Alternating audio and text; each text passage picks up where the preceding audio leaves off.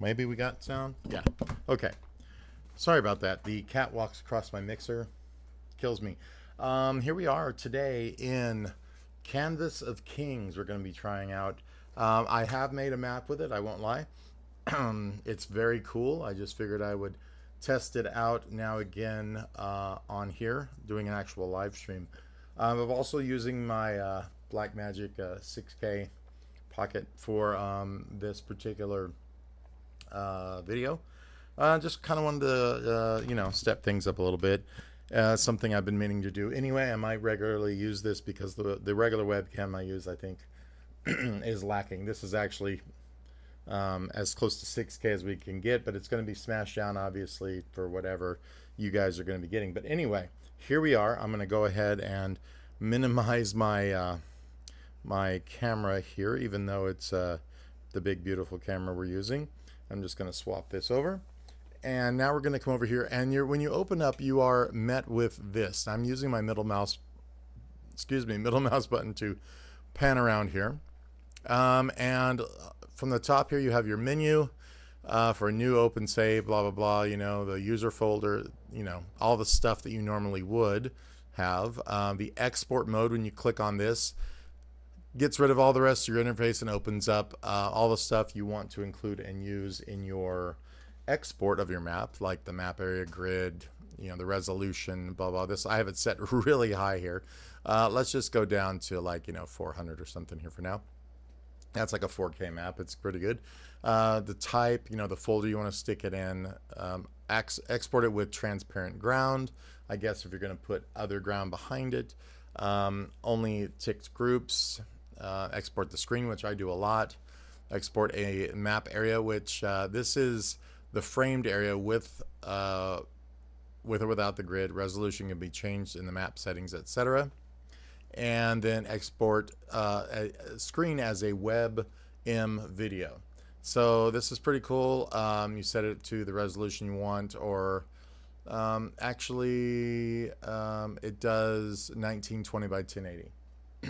This is if you want to include the little animated smoke, things like that, which I'll show you, which is very cool.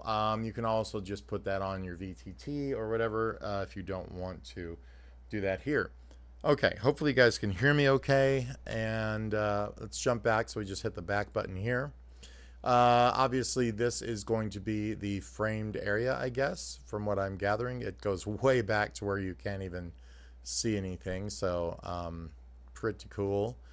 Let's go ahead and just put this up to wherever, somewhere here. This is rotation. These are your groups, I guess. You can create groups, and then you can turn certain groups on and off, like if you just wanted to turn off your houses, I guess, or just your market district or something like that. This is to show spectator window. I'm not sure what this is. Focus spectator window to move the spectator camera. Okay, not sure what that is, but cool, we can figure that out. All right, so then export mode, asset editor. This you would come in to edit your objects and things. I have not used that at all yet, so we'll have to check that out. And then of course Steam Workshop, which we'll leave alone for now. Over here on the side, we've got the object tool, the path tool, plot tool, room tool, the deco tool, which is mainly for images. I haven't figured that one out quite yet either. The environment, of course, and your map settings. Now in map settings, you can see that we have all kinds of stuff. You can open a template, show the map area. This is the area that will be called the map area when you export, if you use the map area, which is good to know. The grid, you can turn off and on, which I like to have on pretty often, but I'll save it until later. You can also extend this out from this area by just putting extended grid, and it'll just put it everywhere. And it's going to mainly be in your focus area, and you can move that like I just did. Let's go ahead and turn the extended and the grid off for now. Snap area to grid, which is good if you're going to be snapping things in regular intervals and so forth. You can snap those objects to the grid. You can set whether this is going to be a print map or a digital map. I typically use a lot of digital because I don't print it out, because I wind up putting this on like a screen. And excuse me, my cat is deciding to be involved, and I'm trying her not to not have her involved. Let's see. So your orientation, your units, all that kind of stuff. You can leave this all set initially to the defaults. It's fine. Area borders, blah, blah, blah. You know, the grid style, you can come down here, use hexagon, which is always cool for outdoor maps. Map scale, I'll just leave it at 1. 5 meters height, which is like from the ground up. Let's see, your width and height. Okay, units are centimeters, blah, blah, blah. So everything is pretty good here. All right. And now we can come over here to our object tool. Now there's 2 ways you can sort this, obviously here 2 ways, but there's 2 ways you can view this. The default way is to look at all the stuff, right? And then the other way is to look at this as a list of stuff. So if you're looking for animals, you can click over here and it'll go through the range of them. See, there's like 2. There's like an ox or a cow and a horse. Beams, you have these multiples. It'll cycle through those on its own, which is cool. So there's not like lots and lots and lots of artwork in here. It's made specifically, I believe, what you get is what it comes with. I don't believe I found any place you can bring in your own artwork yet. I'm not sure. Perhaps I believe that's what this asset editor is for. So if we just come in here to object editor and look, I'm just saying adds a custom texture. It says each unique custom texture increases VRAM load. The larger the texture, the higher the VRAM load. Try to use the same custom texture several times by duplicating it in an editor. Each additional identical texture does not increase the VRAM load. Recommend pixel resolutions, blah, blah, blah. Always try to use the smallest possible size image for your texture, and so forth. So I guess you can bring in textures. We click on that, you can go find your stuff. We'll save this for another video probably, but very cool. You can create light sources, bodies. So I guess you can definitely make your own stuff. So cool. So we're going to come back out of there. We're going to go back here to our objects. And my favorite thing about this program so far is the overall look. So let's just say we drop down. I'm going to type in here or look for house. So I'm just going to say, I think it's under brick house is what, yeah, right here. Excuse me. Normally I would cut that sneeze out, but this is a live stream. So you can see all the different brick houses. Now what's cool is to bring this over, and if you hit tab, this will actually cycle out the different ones you have available. Let's say we're going to use, you know, this one, whatever. It notice when I click on it, we have the option to add another one, but I'm going to right click to finish it. Immediately you can see this thing has a smoking chimney and it's got flickering lights and so forth. Very cool.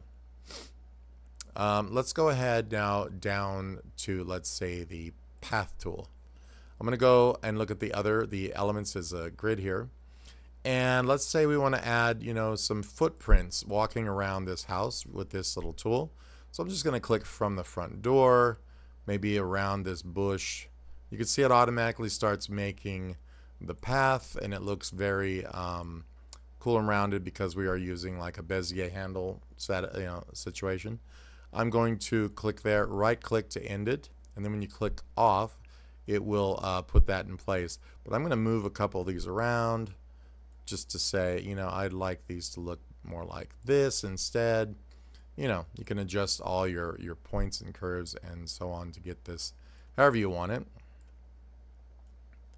I think that's a little better. Then you can click this little button here and it'll adjust the width. So you can say, make this, you know, a wider path. Click off of it. And anytime you want, you can come back here and click it again and have all those controls ready to go. Very cool. And what's cool is you click on this house. There's a little button right here to adjust how high it's supposed to be. And you see it makes this shadow, obviously, for a much taller house. So very cool. Just put it back kind of the default. We can delete right here. We could clone it, duplicate it, you know. So very cool that can be done. And let's just take a look at some of the other things in the path here. We have fences. So let's just throw a fence with square pillars around this house. Let's just do it. So I'm going to leave a little area open for, let's say this is the front and the back. I'm not even sure which is which, but you know, there's two entrances here apparently. So we're just going to say, let's make it here. Let's go here. We can make this as haphazard as we like. You know, like they built this up in different sections or so forth. Let's just do like this. We right click it and click off of it, and now we have this this cool place. And if we want, we click on it again. You can see here we don't like this angle. Let's say we want this rounded. Right over here you have this cool rounding feature, and it'll turn that, you know, angular point into a rounded one if you want. And then you can of course adjust how rounded that gets, and now we have a nice rounded side. You could do the same here if we wanted. Just go in here and round this guy out. Right click. So very handy, very cool. And another thing is too, when we click on that fence here, you can see we get this. Now if you don't have enough points, let's say right here you don't have enough points between this point and this one, you can actually add more in by clicking this little plus icon. Sometimes it adds it to the wrong side. Let's see. Yeah, it just added it to the wrong side. So in that case, we're going to click on the other one, so it'll add it to the left apparently. We're going to click on that little plus button. It'll add us a new point right here in the middle. So we can just pull that out, say, yep, we want this to come out more like this, and let's make it round. So now we can round that out. I don't know if you noticed, there's birds naturally just automatically flying around in the sky too. Very cool little addition there. So we have some birds flying overhead. So here's our little map here. Now let's say we want to dress this little house up. Well, what else do we have in here? Let's say there's some hedges. We could just drop some hedges right over here. Right click, go off. Same deal though. You can always come back in here and move your hedges around anywhere you like. Of course, you can add more points, round the points off just like we did before. All that applies. Plus you can make them taller or whatever, but sometimes with things like this, if you made it taller, let's see how well that's going to work out. Yes, it makes them have a shadow that's levitating off the ground. So you can only go up so high before they look a little odd. So I'd say just put some on and leave it low. Cool. So we have more fence posts. We have docks. We've got a deep river tool, which we'll get into in a bit. These little palisades. We have different roads and paths, different plants, rows and stuff. Let's take a row of these plants and maybe just stick them up the side of the house right here. Boom, right click, and we're done. There we go. Perfect, easy. What else we got? We got some plant rows. We've got a sewer. These things are these are like using the water tool. I'll have to get into that and show you guys more about that. It's a little weird. Not sure I like it as much, but maybe there's a way to make it better that I'm not aware of. So we got a little small stone wall stuff here going on. Like if we wanted, let's say, add a little stone wall around our flower bed here, right?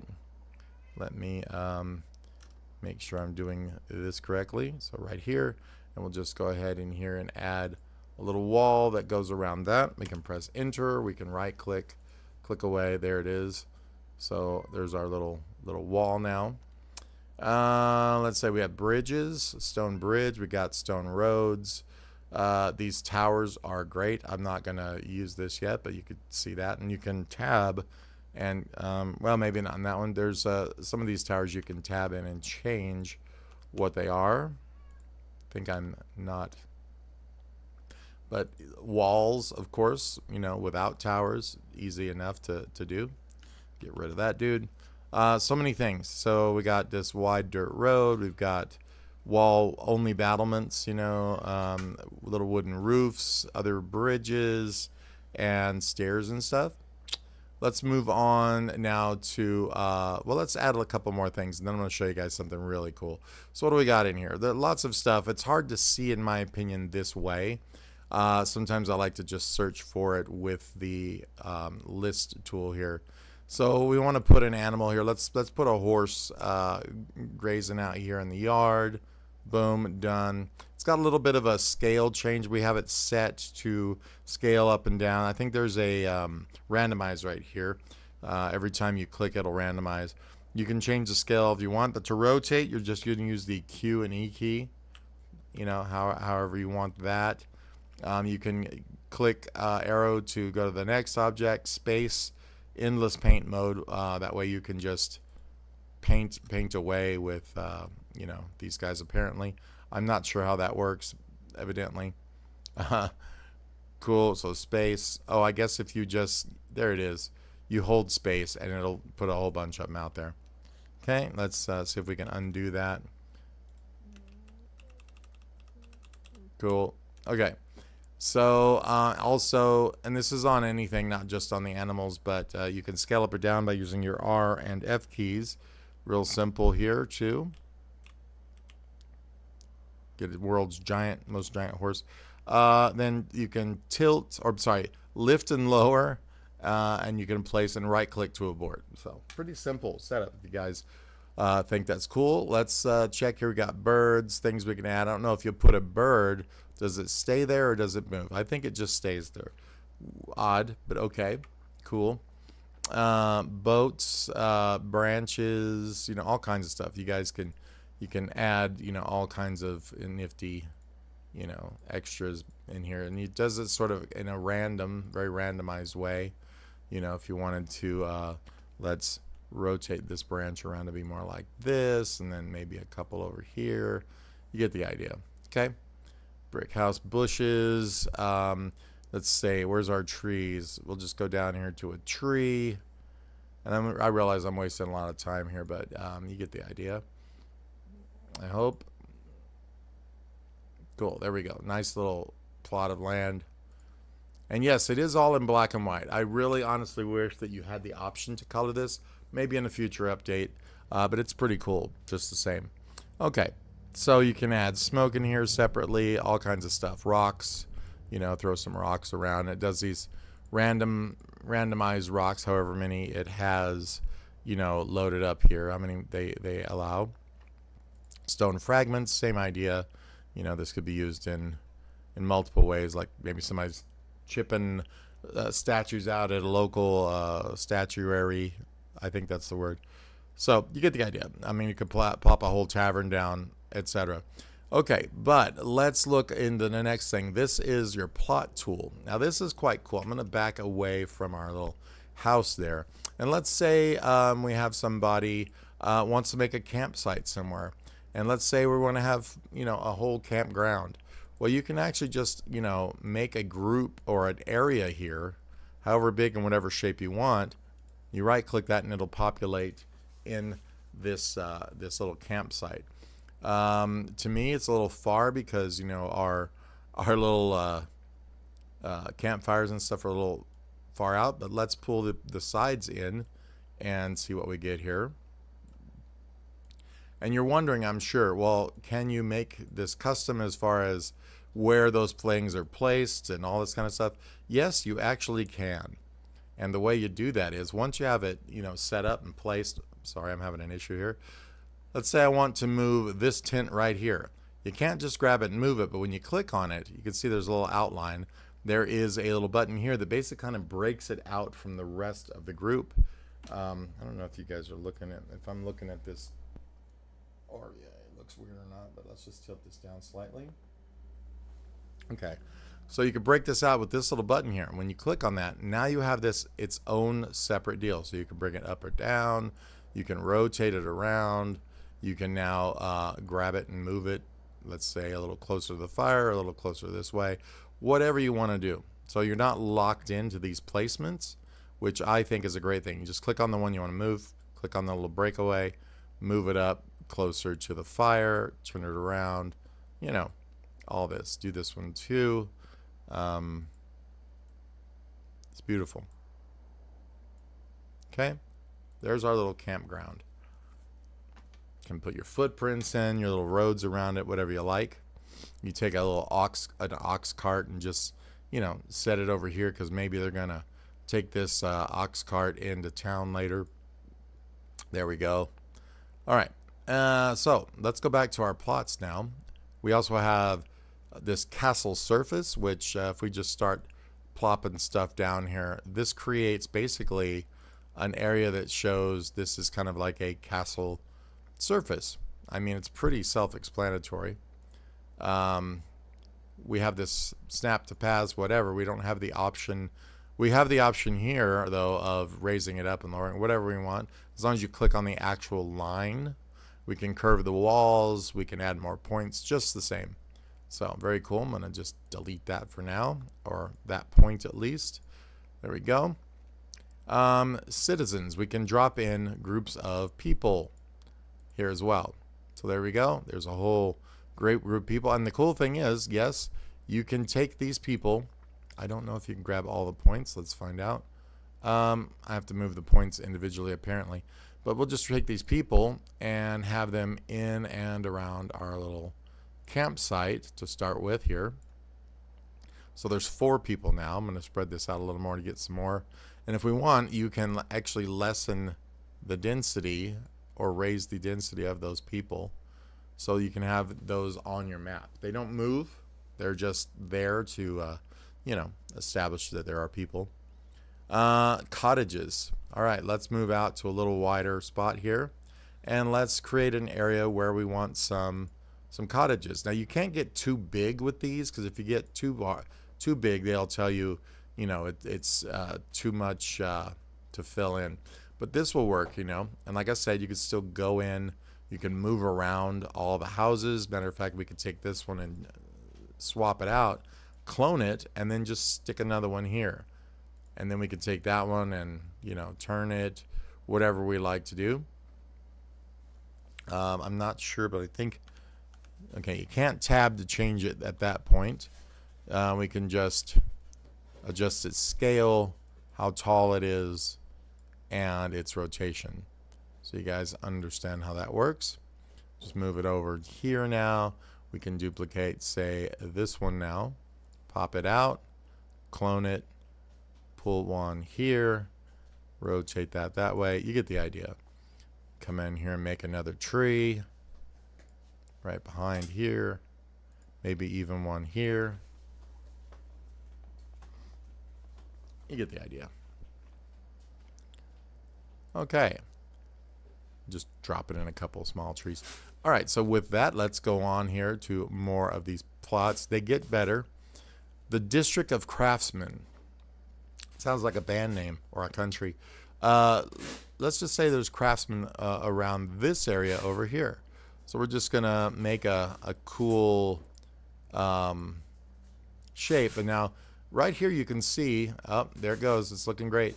But you can click on Populate Border, and it will also fill in around the border. So if you make like a pentagon, it'll have sort of that pentagonal look.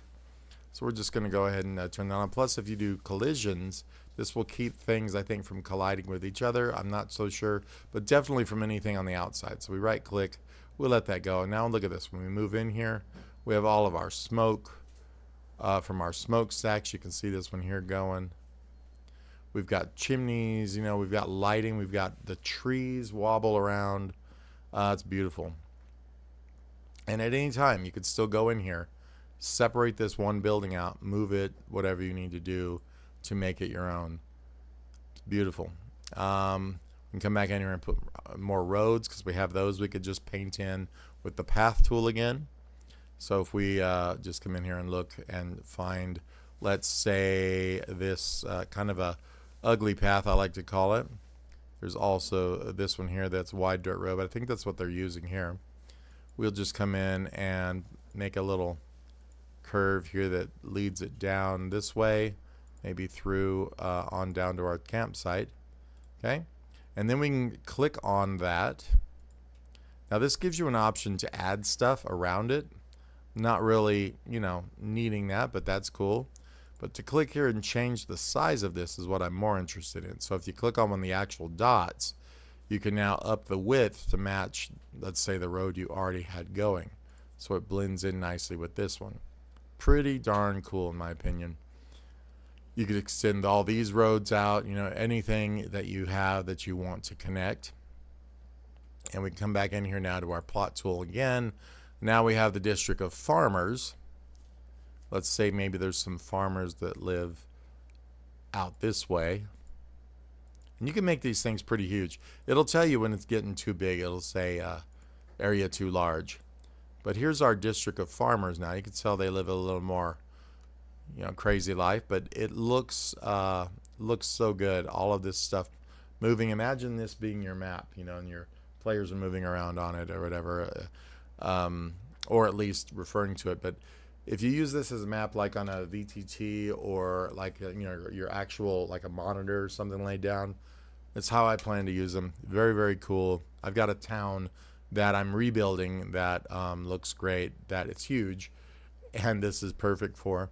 Like I said, you can move all the individual houses when you need to. You just click on it and then say break that out, and now you can move it. You can turn them around, the smoke, everything. So basically, like I said, that's the farming little plots. You can use fields, let's say, for the farmers. So we're just going to come up here and say, hey, and once I get to a certain point, it'll start filling in the fields, like right about here, I think it will. Something like this. Perfect. We can click on those or somewhere in those. And I don't believe you can change the rotation of those. I have not figured out how to do that yet. Maybe, no, I guess not. Oh, this allows you to add a fence or not. That's what these little guys are for. So we could say here, do this, or don't do this. That's fenced or unfenced. Boom. Okay. Can take the post away too, apparently, I guess. Not sure about that. Cool. You get the idea. Like I say, I don't know how to turn the fields. This we can turn on no borders, and it will take all the fences away. Snap to points. I'm not sure exactly what that does in comparison to it not being on.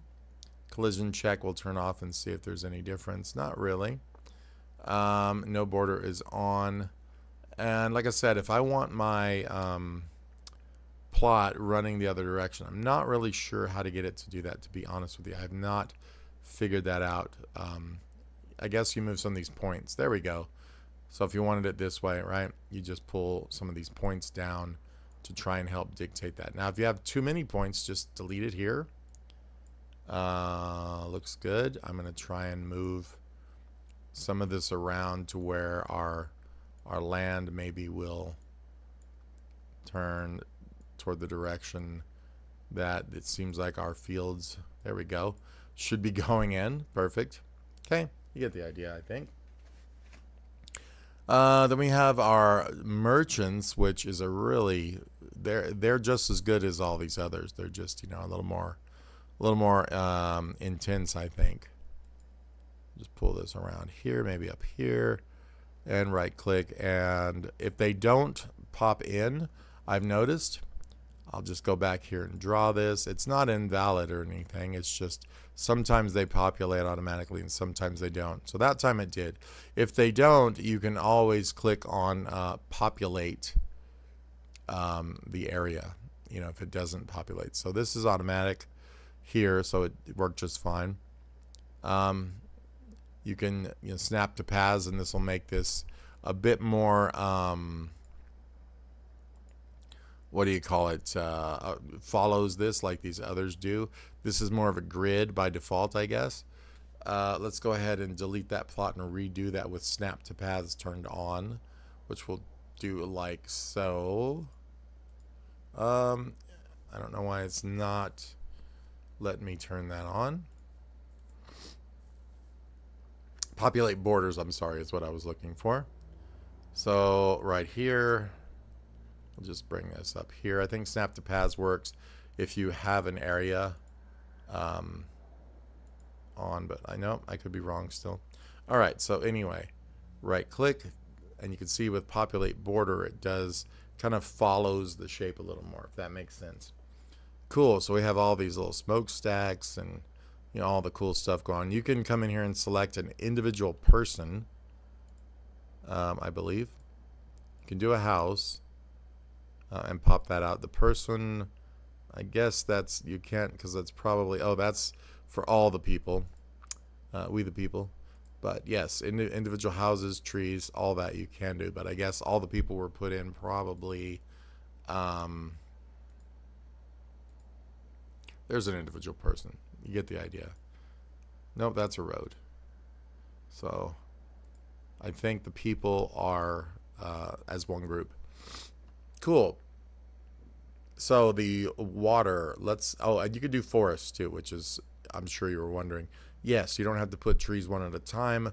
We can come in here and say, hey, make a nice, group of trees, forest here, right click, and if it populates automatically, great. If not, you can always turn that off. You could set the density of those trees really nicely here too.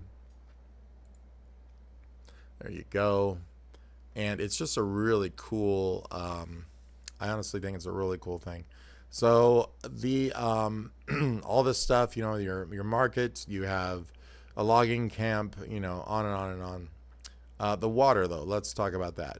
All the water is kind of the same way. I'm not a big fan, but let's say we have I guess this is a lake I'm making here.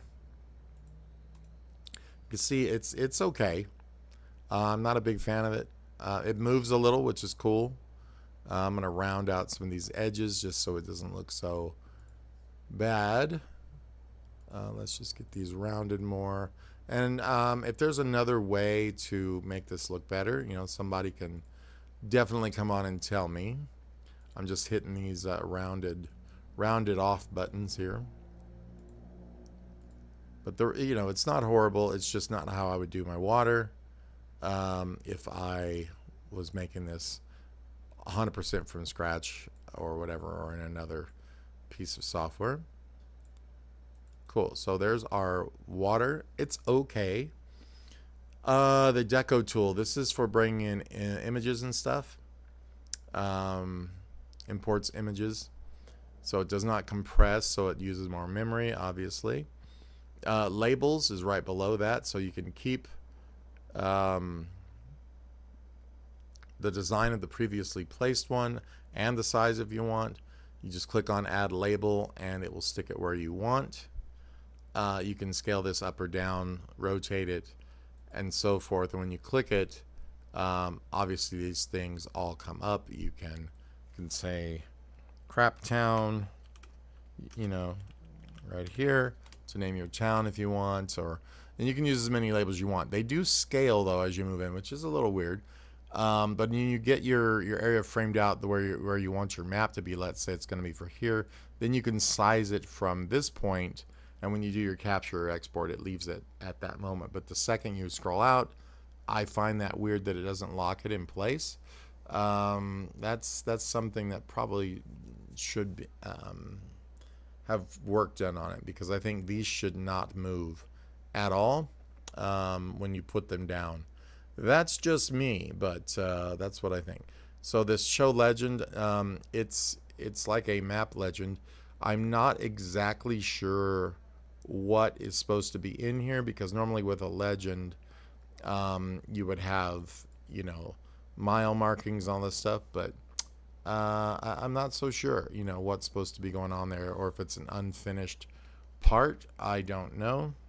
So, like I said, if somebody knows that, let me know, because I don't. All right, cool. So back to everything else. Now we're going to get back into the environment here.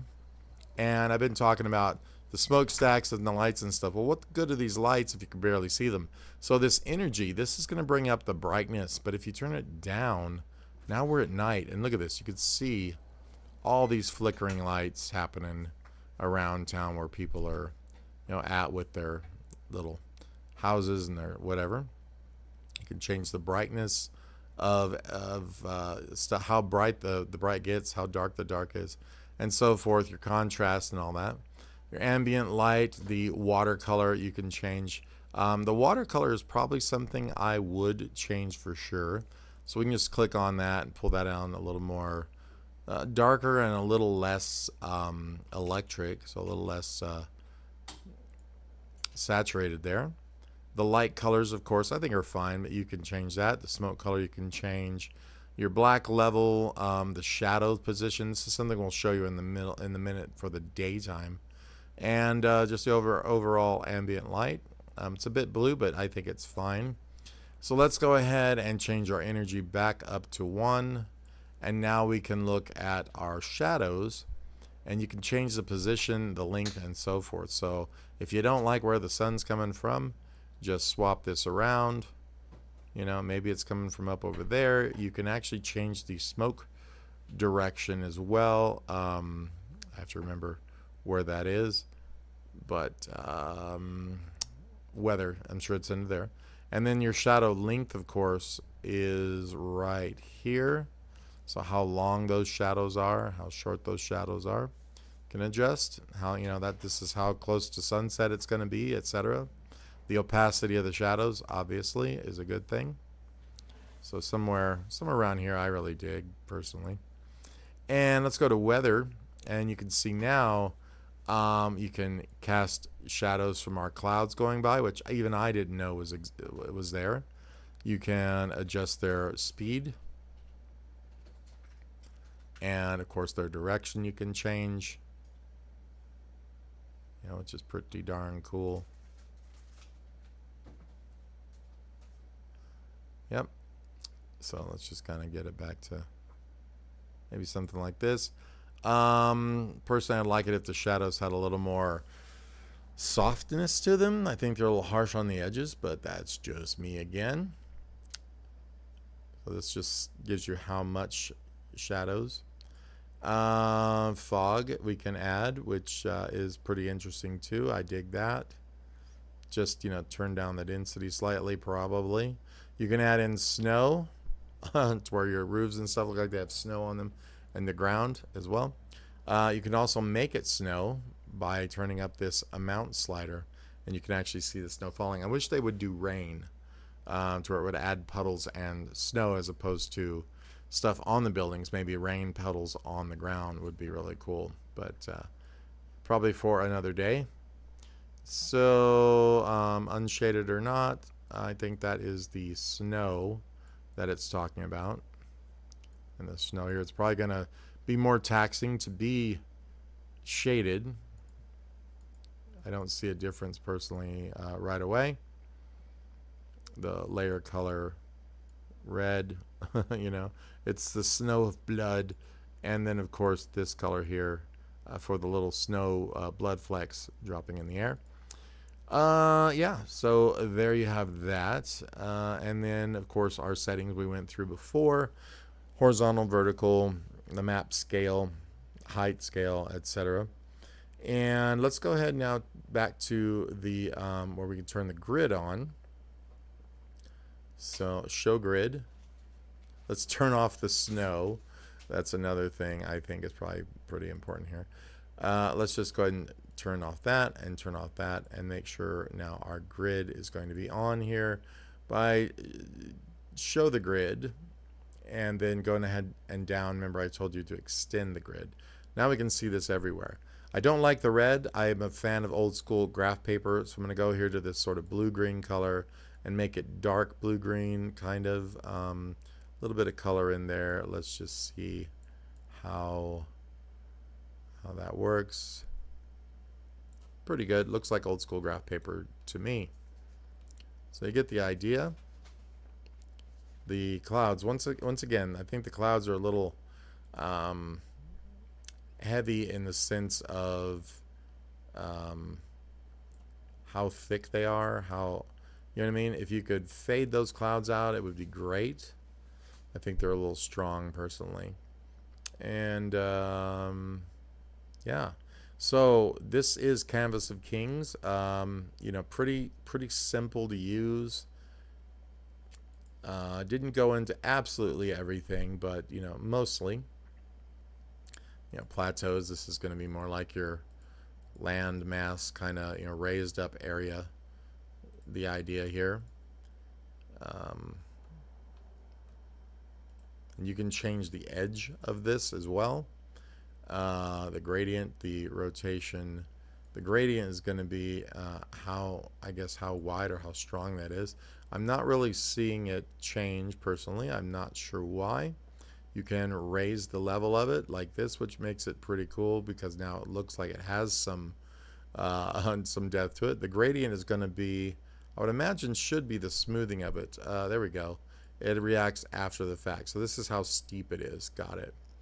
And then I believed that there was a kind of way to adjust what these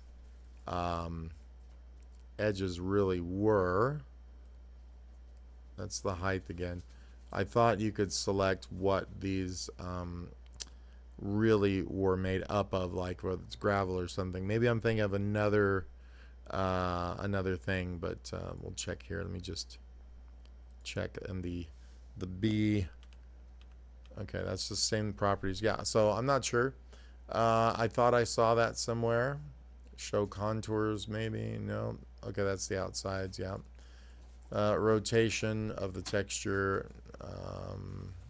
Okay, so I guess I'm wrong about that, but that's fine. Keep height, not sure. Gotcha. So, you know, it's really cool. I really like the artwork a lot. Great for city and town stuff. I mean, just look at that. That's just really cool. The wind direction, I know we can change that. It goes with our clouds. Let's just try to find that real quick. So back into weather, wind direction. This is going to change. If you can see, all of those chimneys now are moving in the direction of the clouds, and the same thing. So we're going to take our clouds down now, the threshold, all this stuff down, and the density and the fog, just so we can see, you know, how these look. Like I said, if you move, you can see all of your chimneys rotating to whatever, and the trees, they'll all blow in the same direction. So very cool. Your lighting, once again, blah, blah, blah, blah. Yeah, so that's pretty much it. Canvas of Kings, I think it's pretty darn great, personally. This, you know, coming, like it said, not locking in place is a little weird to me. But I get that, let's say you're going to have a map just as big as this area here. What you would wind up doing probably is come over here and adjusting what size you want for this. Because when you come out, it doesn't go back. But then when you get to a certain point, no, it's still getting smaller. You get the idea. You can size it for the area you're going to capture as an image or your export. Set these at that point is what I would say. I don't see anything on that. So then the export, you just come over here, say you're going to include the map area or not. If you're just going to capture from screen, which is what I typically do, because what I'm looking at is what I want to have a map of. You know, the type, what folder you want to put that in, etc.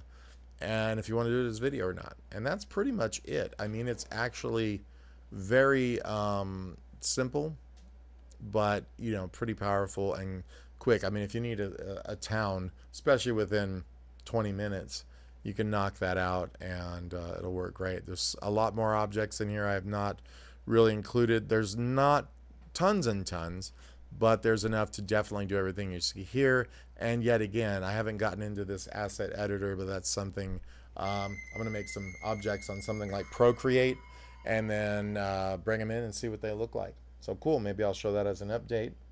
And just the same, thanks for watching here on especially in using this better camera setup.